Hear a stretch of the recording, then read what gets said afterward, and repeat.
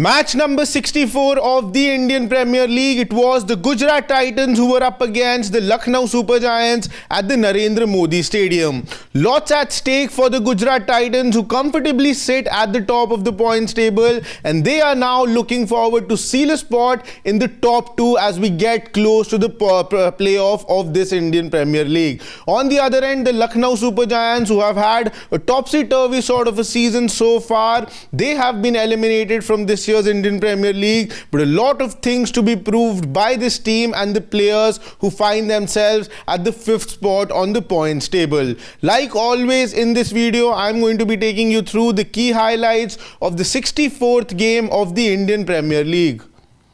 The two captains in Shubman Gill and Rishabh Pant were there at the centre for the toss, and it was Shubman Gill who won the toss and elected to bowl first, keeping in mind that dew plays a very big role at this particular venue.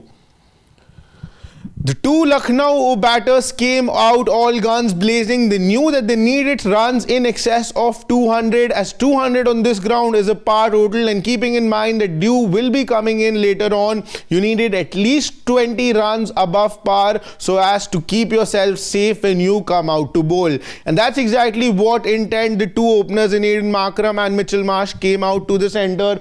Both of them really utilized the power play, playing those big shots, but within a few overs, it was Aiden Markram, after a well-made 34 quick-fire cameo, had to return back to the pavilion. He was the first wicket to fall for the Lucknow Super Giants. But on the other end, Mitchell Marsh had quickly reached to his half-century this time around, really putting the pressure on the Gujarat bowlers. For the very few times in this season, Gujarat bowlers were looking a little clueless, because Mitchell Marsh was really bang on with his hitting in the power play against the Gujarat bowlers. But then he was joined by Nicholas Pooran in the centre, and Nicholas Pooran, who started off really on a high this Indian Premier League, but then had a lull in between a 5-6 games where he wasn't able to step up. Today he looked in the same form the way he started the season. He too was timing the ball really well. Not the typical Nicholas Pooran sort of an inning, but he was giving full company to Mitchell Marsh, who was absolutely timing the ball in splendid manner. He was quickly racing towards his first IPL 100, and that is exactly how he did it in style. First 100 for Mitchell Marsh in the Indian Premier League. He's been around this tournament for quite a few years now.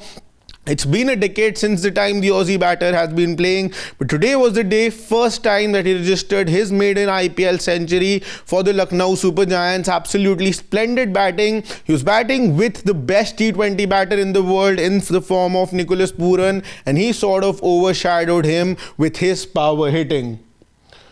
Nicholas Pooran too got to his half-century in typical Nicholas Pooran style. You can see how he was celebrating towards the dugout as well, and Mitchell Marsh on the other end wasn't ready to stop. After 100 as well, he continued to hit those big shots and continued to take the Gujrat Titans over a total of 200, and by this time it was a certainty that the Gujrat Titans are cruising towards a total that might just be a winning total.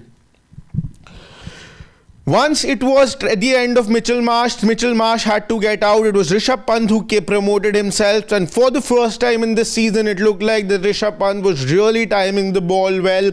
2 sixes to end the innings, but unfortunately he ran out of balls. But for the first time in this season, after 13 games, did Rishabh Pant looked in confidence and looked like that he is out there to leave a mark.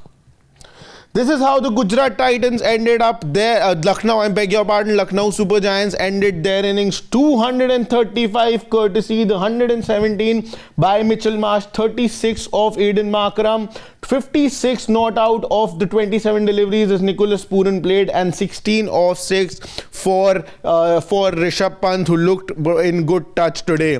The task was cut out. The Gujarat Titans needed to go all guns blazing. They had to leave no stone unturned, and that's exactly how the two openers in Sai Sudarshan and Josh Butler started. Both of them have already scored runs in excess of 600 this season, and that is how exactly both of them started. They timed the ball really well, found the gaps, did not hit sixes, but fours were really compensated for the sixes that they weren't able to hit. But then both of them had to get back to the pavilion. There were a lot of questions over the Gujarat Titans middle order. Lots of questions that what if on a day the top 1, 2, 3 fail? What will the Gujarat middle order do today? So today was the time, and it was time to check what exactly does the middle order is capable of.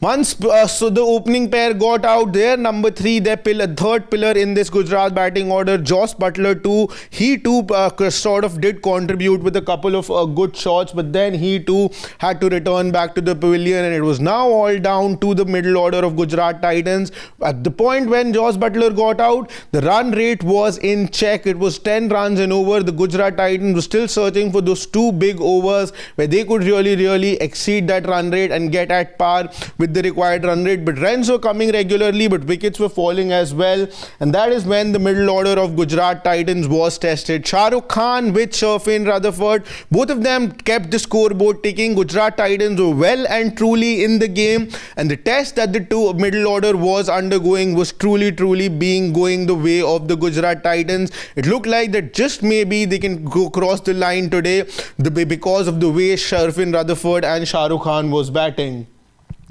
But then Shafin Rutherford, after a 38 runs knock, had to go back. The situation was tailor-made for Shah Rukh Khan and Rahul Tewatia. 50 odd is what they required of the last 18 deliveries. It looked like that maybe Iceman Rahul Tewatia with Shah Rukh Khan, who was looking in good touch, might take the team over the line.